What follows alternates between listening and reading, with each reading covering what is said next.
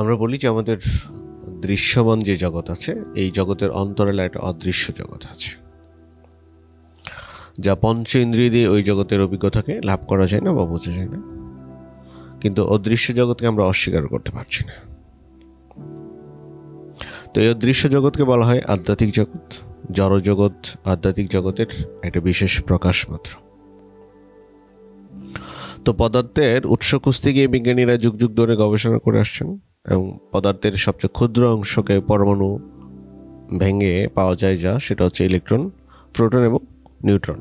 তো পদার্থের আদি কণাকে ব্যাখ্যা করতে গিয়ে কোয়ান্টাম ফিজিক্সে কোয়ার্ক নামক এক আধ্যাত্মিক সত্তার কথা স্বীকার করছেন পদার্থবিজ্ঞানীরা।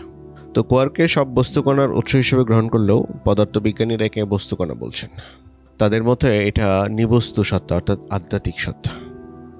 তো বস্তুকণার মধ্যে এমন প্রত্যক্ষভাবে এমন কিছু পাওয়া যায় না, কিন্তু এর বাস্তবতাকে স্বীকার করতে হয়, আর তা না হলে বস্তুর অস্তিত্বকে ব্যাখ্যা করা যায় না। তো ঠিক এভাবেই বস্তু জগতের আদি রহস্য হয়ে ওঠে অভেদ্য। বস্তুর উৎসের সন্ধানে নিবস্তুর অস্তিত্ব স্বীকার করে নিতে হয়। তো সুফি মেডিটেশন মানে হচ্ছে ওইরকম, যে আমরা বলি এটাকে যে নিজেকে ভেঙ্গে চুরে জানা, কারণ আমাদের দেহ, মন, অস্তিত্ব, সত্তায় সমগ্র কিছু জুড়ে নানা রকমের বিকার জমে আছে, যাতনা জমে আছে, কষ্ট আছে, ব্যাধি আছে। এসব কিছু থেকে মুক্তির একটা সহজ উপায় হচ্ছে সুফি মেডিটেশন। যে কেন, যে মানুষের এই যে স্ট্রেসফুল সময়টা, এখানে মানুষের সবচেয়ে গুরুত্বপূর্ণ যে জিনিসটা, সেটা হচ্ছে তার প্রতিদিনকার প্রাত্যহিক জীবনে যা কিছু জমা হচ্ছে সেটা থেকে বেরিয়ে আসার তার কাছে কোনো পথ নেই।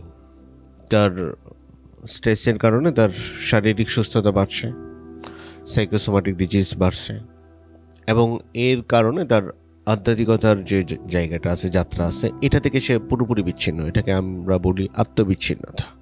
যে একজন আত্মবিচ্ছিন্ন মানুষ সবসময় শারীরিক মানসিক ব্যাধিতে আক্রান্ত হয়। তো সুফি মেডিটেশন হচ্ছে মানুষের ভেতর থেকে তাকে ধীরে ধীরে হিল করে তোলে, সুস্থ করে তোলে। তার আগে তার মানসিক প্রশান্তিকে নিশ্চিত করে, তার শারীরিক সুস্থতাকে নিশ্চিত করে, এরপরে আধ্যাত্মিক যাত্রাকে শুরু করে।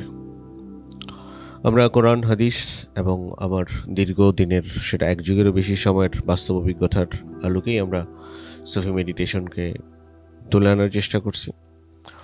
আমার লিখিত সুফি মেডিটেশন বইয়ের মধ্যে বিষয়গুলোকে মোটামুটিভাবে থিওরিটিক্যাল যত বিষয় আছে সেগুলোকে নিয়ে আসছি।